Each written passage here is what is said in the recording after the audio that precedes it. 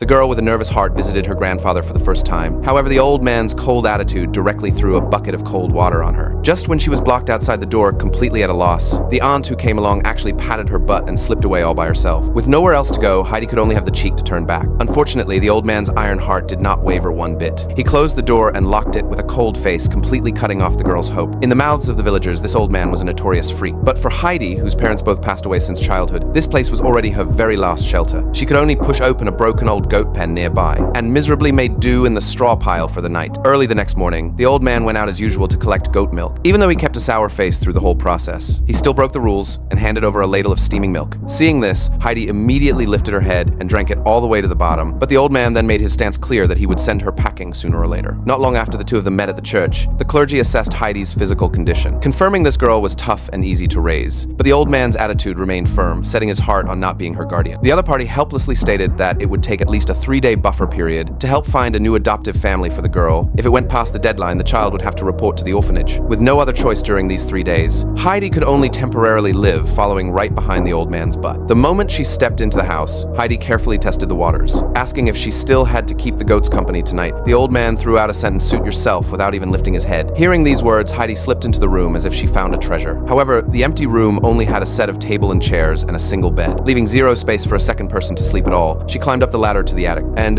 was pleasantly surprised to find it covered with soft, dry hay. Heidi got so excited that she started running around happily in the straw pile on the spot. Extremely satisfied with this simple secret base, she gathered her courage to shout to the old man wanting to stay in this home forever, saying she would rather die than go to the orphanage to be an unwanted child. The old man's movements paused for a moment after hearing this. He did not make any stance, but just kept eating his dry food with his head down. Bright and early the next day, the village goat herd, Peter, drove the herd, getting ready to go up the mountain. Heidi wanted to be a tag-along with a face full of excitement. The old man forced her to drink up the goat milk for her eyes. Then she wiped her face with the freezing spring water, put on her dry food bag, and hurriedly chased after him. Sunny sunlight covered the entire Alps. Heidi ran around freely like an unleashed filly. Everything here made her feel incredibly novel. The two kids rolled on the grass slope, mimicking the calls of wild marmots to amuse each other. When it was time to take a break, Peter took advantage of the girl not paying attention, and guiltily stuffed all the cheese and smoked meat into his own mouth. When Heidi snapped out of it to question him, Peter feigned ignorance while knowing the truth full well, even throwing the blame to the innocent goats. Although Heidi knew it clearly like a mirror in her heart, she did not bother to argue with this greedy pig. Right at that moment, two goats started clashing over territory. Seeing this, Peter raised his leather whip, about to lay a heavy hand. Heidi rushed forward in one stride to block the whip, promising on the spot to split half of her lunch with him every day from now on. The condition was that he must absolutely never use violence on animals again. Peter, who got free food for nothing, was naturally happy to make the deal, but he mysteriously warned Heidi not to snitch, because according to the village gossip, this eccentric old man had human life on his hands.